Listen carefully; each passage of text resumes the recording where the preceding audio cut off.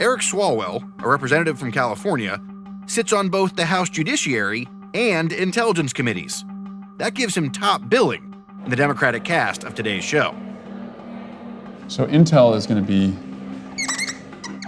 consciousness of guilt. Democrats are putting the final touches on their script last night.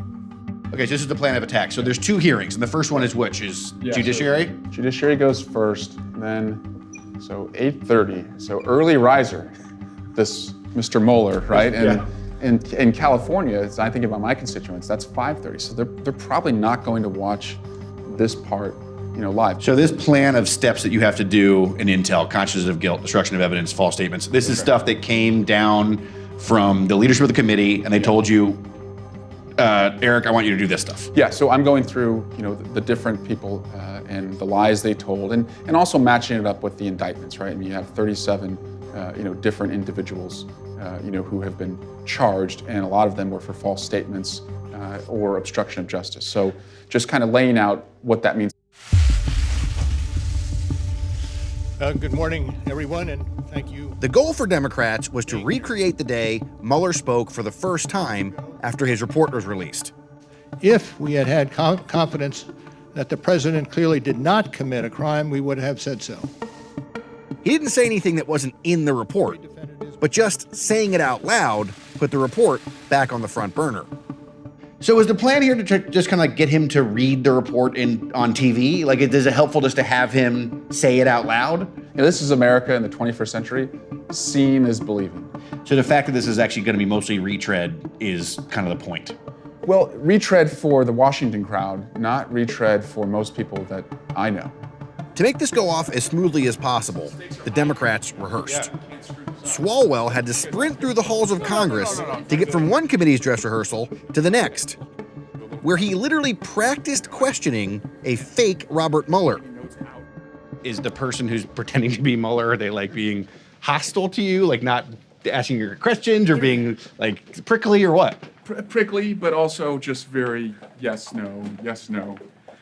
And so, just preparing that, you could say, where does the sun set, the east or the west? And he could say, I'll refer you to my report. Just like being prepared that may be, what we encounter. It sounds pretty hard. Yeah. The curtain rose at 8:30 this morning.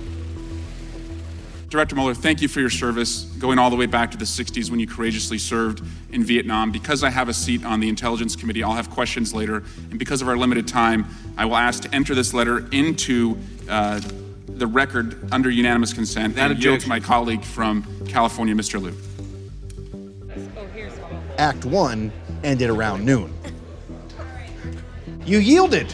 Yeah. Explain that to me. It's a team, and I'm going to get another shot. I'll have 5 more minutes on intelligence. And so, we saw we were kind of bumping up against time, and we wanted everyone to cover their parts. And so I covered a part that I'm comfortable with, which is former prosecutor. The president tweeted about you. Did you see that? I saw that, yeah. What'd you think?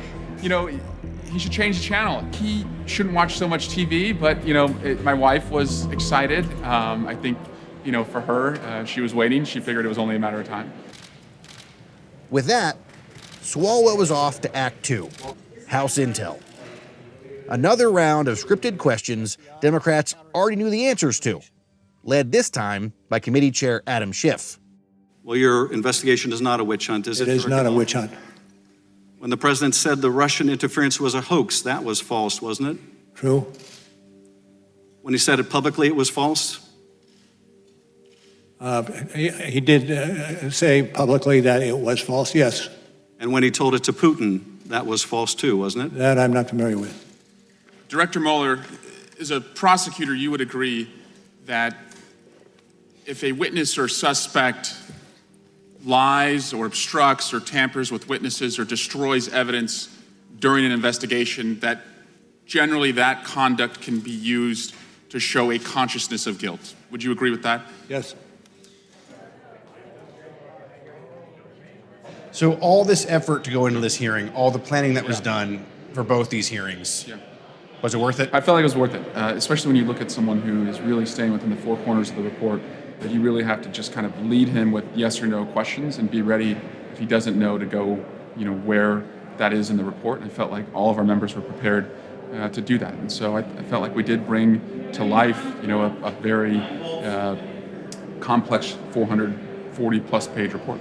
Are Democrats closer to impeaching the president today than they were yesterday? I don't think we're farther away from impeaching the president. But at a press conference with fellow Democrats after the hearings, House Speaker Nancy Pelosi let her party know. She remains unmoved. My position has always been whatever decision we made in that regard would have to be done with our strongest possible hand. We have some outstanding matters in the courts.